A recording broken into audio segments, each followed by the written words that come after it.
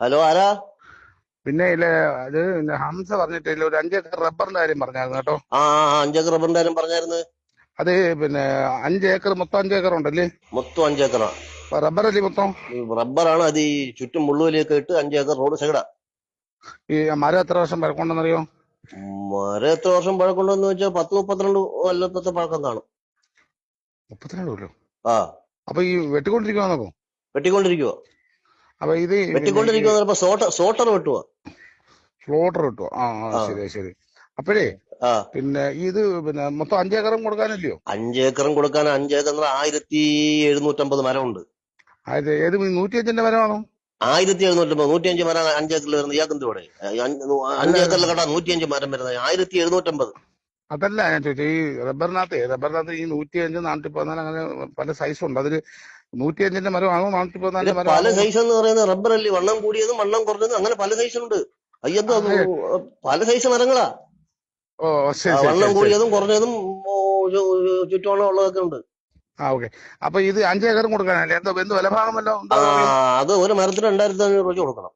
മരം അല്ലെന്ന്, വസ്തുവിന്റെ കാര്യം ചോദിക്കുന്നത്. വസ്തുവിനകത്തല്ലേ മരം നിൽക്കുന്നത്. ആ അത് ശരി. പക്ഷെ ആ നമുക്ക് ഈ 5 ഏക്കർ മൊത്തത്തിൽ മേടിക്കാൻ ഒരു പാർട്ടി 5 ഉണ്ടായിരുന്നു കേട്ടോ. ഏക്കർ മൊത്തത്തിൽ ഒന്നിച്ച് അവർ കൊടുക്കത്തുള്ളൂ. ഈ 1750 മരം ഒന്നിച്ച് അവർ കൊടുക്കും. ഒന്നിച്ചു കൊടുക്കുള്ളൂ. ചില്ലറ ചില്ലറ കൊടുക്കത്തില്ല. അതെ ചോദിച്ചു. അപ്പൊ ഒരു ഏക്കറിന് എന്തോ വില വരും? ഒരു ഏക്കർ എന്ന് പറഞ്ഞാൽ നമ്മൾ ഇനി മരം എണ്ണിത്തിരിക്കണം. 5 ഏക്കറിൽ മൊത്തം 1700 മരം ആകുമ്പോൾ ഒരു ഏക്കറിൽ എത്ര മരം ഉണ്ടെന്ന് നമ്മൾ എണ്ണിത്തിരിക്കണം. എന്നിട്ട് എന്നിട്ട് അതനുസരിച്ച് വില കൊടുക്കണം. മരത്തിന്റെ വിലയോ? 2500 രൂപ മരത്തിന്റെ വില കൊടുക്കണം.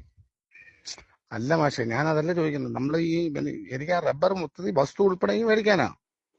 വസ്തു ഉൾപ്പെടെ ഈ വസ്തുവിനകത്തല്ലേ റബ്ബർ നയിക്കുന്നത്. അതേ ചോദിച്ച, ഒരു ഏക്കറിന്റെ വില എങ്ങനെയാണ്? ഒരു ഏക്കർ എന്ന് പറഞ്ഞാൽ നിങ്ങൾക്ക് പറയുന്നത് മനസ്സിലാവുന്നില്ല. ഓ നിങ്ങൾ ശരി. 5 ഏക്കറിനുണ്ടെന്തോ വില എന്ന് പറ. 5 ഏക്കറിന്റെ വില എന്ന് പറഞ്ഞാൽ ഒരു മരത്തിന് 2500 രൂപ കൊടുക്കണമെന്ന്.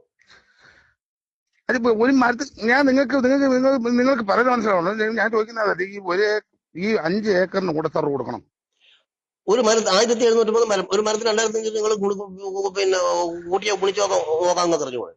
അല്ല സാറേ, പിന്നെ രാവിലെ രാവിലെ വിളിച്ചിട്ട് വസ്തു പറഞ്ഞാൽ നമ്മുടെ മനസ്സിലാവത്തില്ല. വസ്തു ആർക്കാ? നിങ്ങൾക്കാണോ? നമുക്ക് നമ്മുടെ ഒരു കക്ഷിക്ക് നമ്മുടെ ചേട്ടനാ. പിന്നെ ഈ വസ്തു അപ്പൊ നമ്മുടെ പേര് എഴുതി തരത്തില്ലേ? വസ്തു അങ്ങനെ തരുന്ന മരത്തിന്റെ ആരും ഇല്ലേ പറയുന്നത്? എന്റെ പൊന്നു, നിങ്ങൾ എന്ത് പറയുന്നേ? ഞാൻ ഒരു കാര്യം നോക്കട്ടെ. നിങ്ങൾക്ക് 5 ഏക്കർ നിങ്ങൾക്ക് എഴുതി തരും. നിങ്ങൾ മരം മുറിച്ചോണം പൊക്കോണം. വസ്തു അയാൾ ഉടയന്റെ.